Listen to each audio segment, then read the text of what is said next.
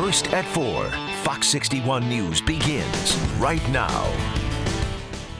Frankly, the people that were questioning that statement, was it too tough? Maybe it wasn't tough enough. They've been doing this to our country for a long time, for many years. And it's about time that somebody stuck up for the people of this country. President Trump speaking out just hours after North Korea's renewed threat to attack Guam within the next few weeks. What this means for our national security.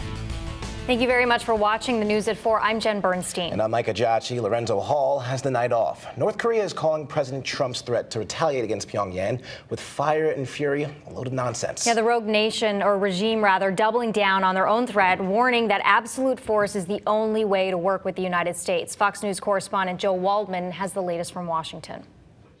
Another threat from North Korea this morning. New at 4, the U.S. Coast Guard has suspended its search for boaters in the Long Island Sound after 2 kayaks were found early this morning. Now, according to the Coast Guard, nobody was found inside.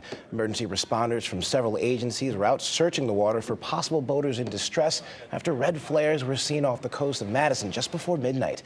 Now, they aren't sure if the kayaks are connected to the flare sighting. Police in New Haven say a year-long investigation into numerous shootings in the city have led them to taking 6 alleged gang members off the streets. Yeah, those. Thanks, Laura. A silver alert for a 10-year-old boy who was missing from Montville has been canceled. John Mathis was reported missing from Montville earlier today, but again, he has been found safe and sound. A disturbing story out of Winstead, where police say a man sexually assaulted 2 women at a bookstore on Monday afternoon. Police say it happened at the community bookstore on Main Street. The women, who were both in their 60s and worked at the bookstore, fought back against the suspect and suffered from minor injuries. After a brief investigation, police arrested 24-year-old Aaron Bugby last night in Torrington. Now, he's facing several charges, including sexual assault, and was expected to be arraigned in Bantam Court today. Well, New at 4, police in Naugatuck have arrested. New at 4, state police are searching for a suspect who they say broke into a barn on Burton Road in Griswold last Friday. Troopers say the barn's burglar alarm went off around 1:15 in the morning. That's when the homeowner saw a man inside break a second-story window and jump 20 feet from the window to the ground before taking off. Troopers say the suspect didn't steal anything from the barn, but they still want to speak to him. A police officer was injured after getting into a crash while responding to a call early this morning. Now, it happened around 8 at the intersection of Tunxus Avenue and Mills Lane. Officers say the cruiser was trying to pass an SUV when the 2 collided.